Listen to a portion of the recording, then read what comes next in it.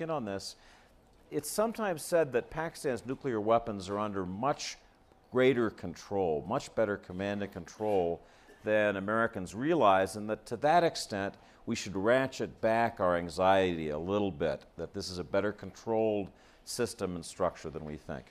Well, my answer to your first question is that yes, I do believe that Pakistan is a dangerous place. But my second part of that answer is that not for the reasons the Americans think it is. The Americans don't get Pakistan. General McChrystal and many other generals, in fact, American diplomats going back to John Foster Dulles, go to Pakistan and hear one side, and they sometimes believe when Pakistani officials, especially generals, say, well, America must help us solve our problems. It's not America's problem to solve Pakistan's problem, it's Pakistan's problem to solve Pakistan's problems. And why is Pakistan a problem? Here's the reason. It was a country that was created with very little prior discussion and analysis. People forget, there's been an Egypt for 5,000 years, there's been an Iran for several centuries, for millennia, there's been an India for millennia. Pakistan is only 66 years old. So therefore it has essentially a lot of psychoses more than it has actual threats and challenges. India, for example, I understand that Pakistanis are concerned about India, but as a Pakistani, I look at history, and of course I know that the American relationship to history is very unusual. It's the only country in the world where when somebody says that's history, he means that's irrelevant. But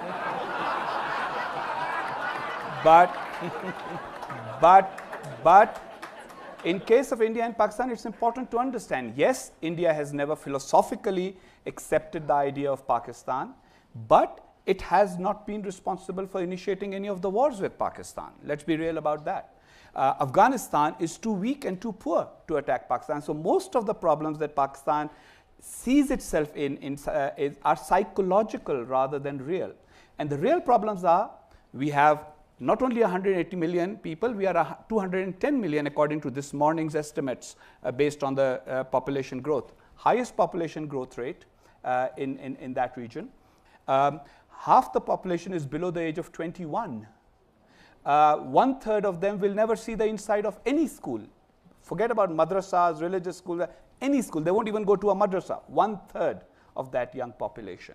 1/3 of the population lives below the poverty line. Another 1/3 lives just above it. And yet the country has nuclear weapons. And I'm the only Pakistani who has had the guts, in my opinion, to say that, look, the nuclear weapons should have finally made us secure about India. We have mutually assured destruction, so India will never invade us if we really believe India is going to invade us. Well, guess what?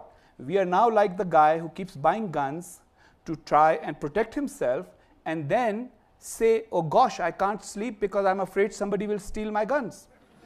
And so now Pakistan has created this new psychosis that the Americans are going to come and take our nukes away.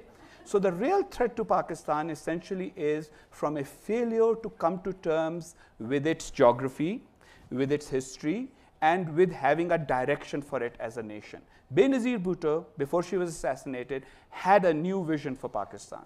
And her vision was, we will focus inwards, we will put the kids into schools, we will keep the nukes, but we will eventually sign up with some kind of international agreement that will make sure that we are not looked upon as a pariah. We will join globalization, and if American aid is available to us, we will use it like Korea did or Taiwan did. We are not going to live as an insecure nation, because that insecurity then makes people think, Al-Qaeda, well, how can we use them against our enemy, India, instead of considering them the enemy? And that is why we have these interrelated problems in Pakistan. So yes, dangerous place, but Americans sometimes don't